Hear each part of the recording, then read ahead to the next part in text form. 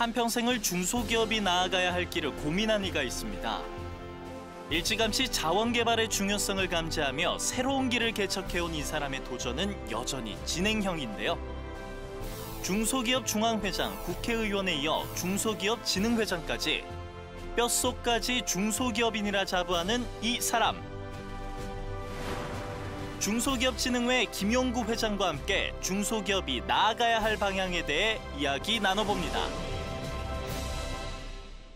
네, 오늘은 국내 중소기업의 활성화를 위해 힘쓰고 계시는 중소기업진흥회 김용구 회장 모시고 이야기 나눠보겠습니다. 네, 어서 오세요. 어서 오십시오. 안녕하세요. 우리 회장님 저서를 보니까 중소기업이 흥해야 한국이 산다. 예. 하고 이런 말씀을 하셨어요. 예. 그래서 우리나라에 특히 중소기업이 중요한 이유가 어디에 있나요? 우선 우리나라의 중소기업이 네. 전체 기업체 수의 99%입니다. 네. 보통 우리나라 기업체 수를 한 330만 내지 340만을 보는데 네. 그중에 99%. 또 그리고 중소기업에 종사하는 인력이 네. 88%나 됩니다. 네. 그래서 많은 인력이 중소기업의 뿌리를 가지고 생업을 하고 있기 때문에 네. 중요하다고 할 수 있고 네. 뭐 중소기업이 중요하다는 것에 대해서는 뭐 아무리 말씀을 드려도 모자라죠. 네. 예. 맞습니다. 이렇게 중요한 중소기업이 대한민국을 떠받치고 있습니다. 첫 번째 주제입니다. 첫 번째 주제는 전체 산업의 99%가 중소기업. 말씀하신 대로 99%가 중소기업이에요. 네. 이 중소기업이 잘 되기 위해서 중소기업 진흥회라는 곳을 이끌고 있다고 들었습니다. 예. 이곳은 무엇을 하는 곳이고 언제 어떻게 시작이 됐나요? 네. 1986년도에 설립이 돼서 지금 34년째인데 이 34년 동안 회장을 지금 현재 저까지 이제 7분이 회장을 하고 있는데 네. 그래서 저희들이 이제 하는 거는 과거에 그런 풍부한 경험을 가지고 중소기업의 이제 자문 역할도 하고 네. 또 정책적인 것도 건의를 하고 네. 또 세미나도 하고 이렇게 하는 이제 주로 하고 있죠. 네. 또 요즘 중소기업이 굉장히 어렵잖아요. 그래서 이제 그 과거 회장 시절에 이 마라톤 대회, 중소기업인 기살리기 마라톤 대회를 했다가 중단이 됐는데 다시 회장이 되면서 올해 또 기살리기 이 행사를 한다고 들었습니다. 좀 소개를 해주시죠. 그 중소기업 기살리기. 네. 지금 어느 때보다도 이 중소기업이 참 사기가 저하돼 있어요. 네. 그러면 우리가 그분들에게 정신적이나마 도와줄 수 있는 게 뭐냐 할 적에 우리가 이 중소기업 기살리기 마라톤 대회를 함으로써 중소기업인에게 그런 정신적인 도움을 줄 수 있지 않겠느냐 그런 의미에서 2011년도에 하고 2012년도에 하고 두 번 했는데 금년에 이제 3회째 저희들이 11월 10일 날 이제 3회 대회를 하는데 시청 앞 광장에서 그 행사를 하도록 이렇게 준비가 되어 있습니다. 네. 흔히 산업구조 얘기를 할 때 대기업과 중소기업의 상생이 중요하다 이런 얘기 많이 하잖아요. 예. 그런데 그런 측면에서 봤을 때 우리가 좀 참조할 만한 국내외 사례가 있을까요? 해외 사례를 든다면 우선 첫째 이제 독일의 사례를 들 수가 있죠.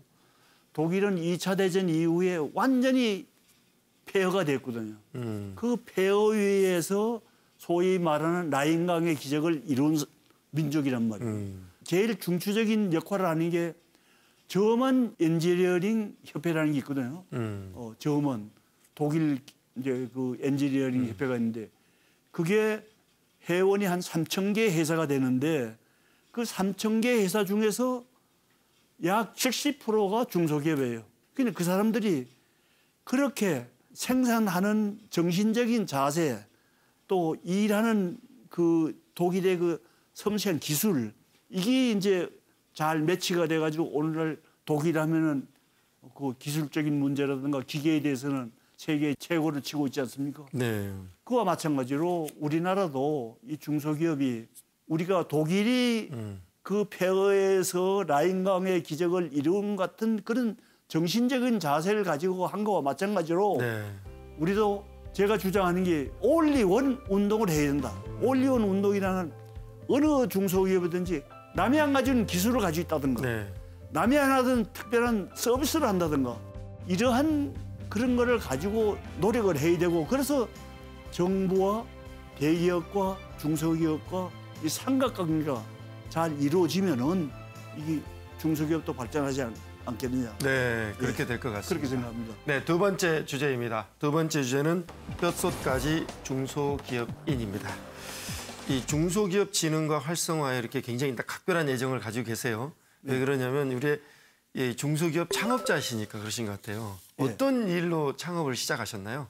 저는 평생에 1차 산업에만 종사를 했어요. 네. 사실은 2차 산업으로 이제 제가 시작한 게 1990년도에 네. 회사를 설립해서 지금 이제 광업을 하고 있는데 네. 지금 30년째 한 자리에서 지금 하고 있습니다. 하고 네. 있는데 뭐 30년 동안 경영을 하면서 뭐 돈을 번 건 없지만 한 번도 뭐 적자를 내거나 그런 적은 없습니다. 그래 꾸준히 조금씩 이렇게 해놓았죠. 예. 또 오랜 시간 공을 들여서 사업을 해오신 만큼 눈부신 성과도 있었다고 들었습니다. 우즈베키스탄 정부로부터 광산 개발 허가권을 따내셨다고 하더라고요. 이 얘기도 좀 그렇습니다. 들려주시죠. 제가 우즈벡하고의 인과관계는 제가 2004년도에 중소기업 중앙회장이 되고 그다음에 중소기업의 대표들을 인수를 해서 투자 겸 판매 개척으로 이제 우즈벡을 이제 간 적이 있는데 그때부터 지금까지니까 지금 16년째입니다. 우즈벡하고 관련이. 그래서 제가 2007년도에 임기가 끝나고 그 당시에 이제 2008년도에 가서 자, 지금 그동안에 제가 이제 여러 가지 한국에서 진출하는 기업에 대한 건 많이 협조를 많이 하고 있기 때문에 끝나고 가서 자, 지금부터는 내가 사업을 하나 해야겠으니까 하나 좀 어떤 프로젝트를 제공해 달라. 그래서 여러 가지를 많이 제공을 해줬는데 최종적으로는 나는 한국에서도 내 강산물 생산이 지구이기 때문에 다른 건 아무리 좋다 하더라도 몰라서 못한다. 그러니까 나는 광업에 해당하는 걸 달라. 그래서 지금 현재 하는 게 그 사우토바이의 탕크스텐 개발이라는 걸 이제 하게 됐는데 네. 그게 그 프로젝트를 결정을 하고 금년까지 꼭 9년째예요. 네. 9년 동안 정밀 조사를 계속 해온 거예요. 해가지고 금년 3월 15일 날 우즈벡 정부로부터 광업 개발 라이센스를 이제 받고 네. 지금 현재 생산 준비를 하느라고 지금 준비를 하고 있습니다. 네. 하고 있는데 자랑스러운 게 제가 대외적으로 할 수 있는 게 뭐가 있는가 하면 이 텅스텐이라는 게 과거에는 우리나라에서 생산됐는데 지금은 우리나라에서 생산이 안 됩니다. 근데 탕스텐을 가공해가지고 제품을 만들어서 수출하는 회사가 세계적인 기업이 몇 개가 있어요. 네. 우리나라에. 그러면서 100% 수입해 쓰는 거예요. 네. 그리고 우리나라에서 생산 안 되는 자원을 해외에서 확보를 했다 네. 하는데 굉장히 의의를 느끼고 또 두 번째는 이때까지 해외에 가서 자원을 확보한 거니 기름이니 이제 유류니 가스니 해외 자원 개발권을 땄다는 자체도 중소기업은 처음이고 그럼요. 네. 네. 이게 또 우리나라에서 생산 안 되는 걸 확보했다는 것도 이게 자랑스럽고 네. 또 한 가지는 더 자랑스럽게 생각하는 거는 거기는 합작 회사를 하면은 보통 50대 50입니다. 비율이. 네. 저도 역시 이제 합작 회사를 우즈벡 정부하고 하니까 50대 50이죠. 그래서 제가 55대 45자 하자. 네. 그러니까 아니 그 김 회장 알지 않느냐? 우리나라는 50대 50으로 더 이상 다 그렇게 하는데 네. 왜 그러냐? 그래서 제가 그런 이야기를 했어요. 제가 이익 배당을 더 받기 위해서 더 달라는 게 아니고 네. 우리 회사는 한국에서도 이 조그마한 중소기업인데 이게 한국의 중소기업이 조그마한 중소기업이 와가지고 성공을 했다. 그럼 이게 하나의 모범적인 사례가 아니냐? 그렇습니다. 그러면 이게 우즈벡에서도 이게 해외 유치해 오는데 상당히 도움이 되지 않느냐? 네. 그런 의미에서 내가 더 달라고 하는 거지 욕심이 나가지고 들어가려는 건 아니라. 네, 남다른 네. 노력이 있었으니까 그렇게 당선됐죠. 중소기업 중앙회 회장을 하실 때 노란우산 공제의 법안을 만드셨다고 들었습니다. 이게 또 소상공인들에게 굉장히 도움이 많이 되는 제가 이제 제도잖아요. 그 중소기업 회장을 하면서 제일 보람을 느낀 게 그겁니다. 네. 2006년도에 요새 이제 우리가 보통 일반적으로 아는 게 노란우산 공제라는 게 이제 있거든요. 근데 그 법을 국회에서 그 입법화를 시켰어요. 우리나라에서. 네. 입법을 시켰는데 이거 그 내용이 뭔가 하면은 월급을 받는 분들은 회사를 그만두면 퇴직금 있잖아요. 자영업을 하는 분들은 자기가 하다가 망하면은 뭐 퇴직금 있습니까? 뭐 결국은 그러니까. 사업하다 보면 그렇거든요.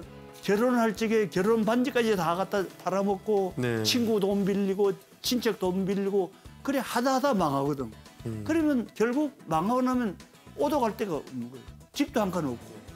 그래서 사실은 이거는 국가에서 사회 안정망 측면에서 해야 될 그럼요. 일인데 네. 중소기업 이제 그 공제 기금을 나중에 운영하면서 노란우산 공제라 해가면서 이런 바꿔가지고 네. 했는데 여기는 내용이 어떻게 된가 하면 압류 조치를 못하게 돼 있어요. 본인만이 그 돈을 인출해가지고 찾아가. 그럼 그 돈을 찾아가지고 생계 유지하는 데 도움이 된다든가 그렇지 않으면 사업을 제기하는 미천이 돼서 할 수 있다든가. 네. 그러니까 사업 안정만 측면에서 이거를 이제 그 법을 통과시키고 2017년도에 보니까 약 이게 운영하는 기금이 지금 현재 한 7조 정도. 7조 정도. 네, 7조. 네, 큰 성과입니다. 그래서 성공했다고 보고 네. 이건 어디까지나 국가적으로도 그럼요. 굉장히 의의 네. 있는 일이거든요. 이 국회의원 시절에도 이 중소기업을 위한 법안 의정 활동을 많이 했다고 들었습니다. 예. 대표적인 거 소개 좀 해주시죠. 제가 국회에 간 거는 중소기업을 대표해서 간 거거든요. 네. 우선 대표적인 법률을 우선 소개를 드리자면 중소기업 제품 구매 촉진 및 판로 지원에 관한 개정 법률을 낸 것도 있고 네. 또 여신 전문업법 개정안을 이게 뭔가 하면 이 카드 있잖아요. 네, 카드 이 카드. 그거거든요. 대형 마케트나 백화점 살 적에 수수료를 그 사람들은 1%나 1% 내외를 내는데 이 구멍가게나 이 자영업자 하면은 이게 2% 3%예요. 이 네. 차이가 나는 거예요. 네. 그러니까 이게 왜 오히려 이 영세업체를 보호해주면서 바꿔줘야 낮아줘야 되는데 그럼요. 어떻게 큰 데는 낮아주고 이거 안 되지 않느냐.